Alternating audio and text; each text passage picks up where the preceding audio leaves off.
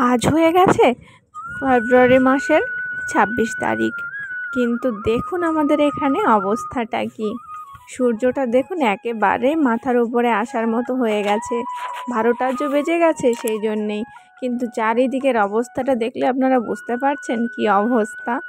এখনও কিছুই দেখা যাচ্ছে না, জানি না আর কতদিন এই মৌসুমটা এরকম থাকবে। আর এখানে কমসে কম দেখা যাচ্ছে মার্চ এপ্রিল মাস অবধি আপনার কম বেশি ঠান্ডা থেকেই যায়। কাপড় চোপড়গুলো ধুয়েছিলাম, ভাবছিলাম দেবো না, যখন রোদ্র আসবে তখনই দেব, কিন্তু দেখছি আশেপাশে সবাই দিয়ে দিয়েছে। যতটুকু হাওয়া বাতাস চলছে তাতে যেটুকু শুকানোর শুকিয়ে যাবে, তারপর যখন রোদ আসবে একটু তাড়াতাড়ি শুকিয়ে যাবে। ক্যামেরাটার অবস্থা দেখুন কি হয়ে যাচ্ছে। চলুন, এখন আর কথা বলবো না।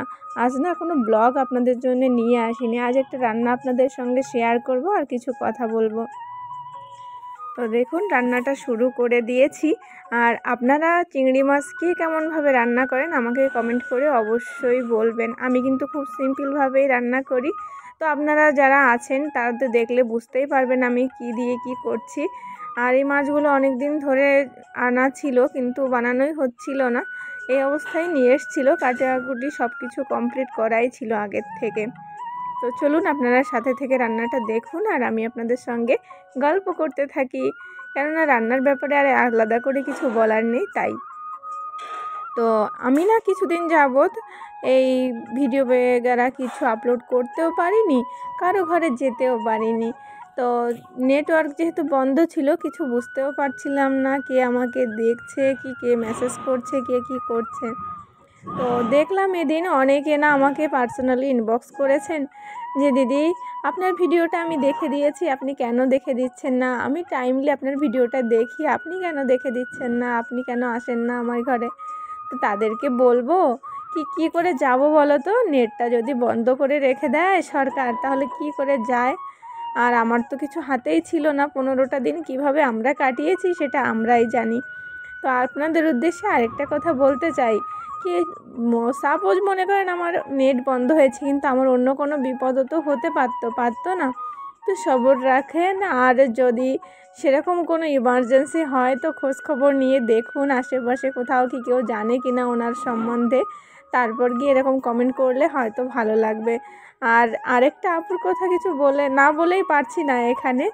আমি আসলে ওনাদের কাছ থেকে অনেক দিন ধরে ভিডিও দেখি, উনিও আমার ভিডিও দেখে। বাঙালির রাঁধুনি সাখী নামে একটা আপু আছে, মানে ওনার চ্যানেলের নাম এটা। তো উনি আমাকে জিজ্ঞেস করছে, আপু তুমি কি ঠিক আছো, আপু তুমি কি ভালো আছো, সুস্থ আছো? তো তো আসলে এই কথাটা আমার এতটাই ভালো লেগেছিল যে এতগুলো মানুষের ভেতরে ওই একটা মানুষ যে কিনা আমি ঠিক আছে কি না সে জিজ্ঞেস করছে। আসলে কিছু কিছু জিনিস না মানুষের মানে মনকে ছুঁয়ে যায়, এটাও আমার সেরকম একটা জিনিস। আসলে এটা এমন কোনো জিনিস না যে সেটা আপনাদের সঙ্গে শেয়ার করার মতো, কিন্তু তারপরও আমার মনে হলো তাই কিন্তু আমি এই কথাটা আপনাদের সঙ্গে শেয়ার করলাম।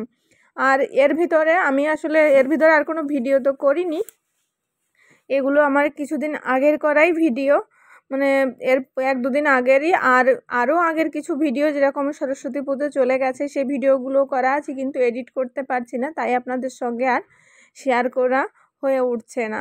তো এর ভেতরে আমার ফ্যামিলিতে অনেক কিছু হয়ে গেছে। আসলে আমার ফ্যামিলিতে বলতে রিলেটিভদের ভেতর একটা অ্যাক্সিডেন্ট হয়ে গেছে, সেটা আসলে আপনাদের যখন সেই দিনের ভিডিওটা শেয়ার করব তখনই আপনাদের সঙ্গে শেয়ার করব। আর এবারে ভেবেছিলাম আপনাদেরকে বলেছিলাম বাড়িতে যাব, কিন্তু ফাইনালি আর যাওয়া হচ্ছে না, কেননা কিছু এমন প্রবলেম হয়ে গেছে যার জন্য আর এবারেও বাড়ি যেতে পারলাম না। 6 বছর হয়ে গেছে বাড়ি যাই না। মাকে খুব মিস করছিলাম, মিস করতে করতেই ভাবলাম মাছগুলো ছিল তো মা যেভাবে রান্না করে সেটাই আপনাদের সঙ্গে একটু শেয়ার করে যতটুকু পারি ততটুকুই আপনাদের সঙ্গে শেয়ার করছি। আর যদি এর ভেতরে কোনো কমি সমি রয়ে যায় তো অবশ্যই আপনারা আমাকে কমেন্ট করে বলবেন। আগের দিনকে পম্পাদি আমাকে বলেছিল, পম্পা নামে একটা দিদি আছে, তো উনি আমাকে বলেছিল পাখি তুলসী গাছটা তোমার শুকিয়ে গেছে ওটাকে ফেলে দিও। তো দিদি আমি না ওটাকে যখন ওর গোড়ার দিকে আঙুল দিয়েই করে দেখলাম নখুন দিয়ে, তখন দেখলাম কি ওটা একদমই শোকায়নি, ওর ভেতরটা এখনও মানে সবুজ আছে। তাই আমি আর ওটা ফেলে দিইনি। কিন্তু এটা ভেবে খুব ভালো লেগেছে দিদি এতটা খেয়াল করে ভিডিওটা দেখেছে আর আমাকে ওই বিষয়টা জানিয়েছে। তো আপনাদের এই কমেন্টগুলো পড়তে আমার না সত্যিই খুব ভালো লাগে। তো দেখুন আপনাদের সঙ্গে কথা বলতে বলতে আমার রান্নাটা কিন্তু একেবারে কমপ্লিট। আর কতটা সিম্পলভাবে এত ইয়াম্মি ইয়াম্মি রান্না করা যায় দেখেছেন তো?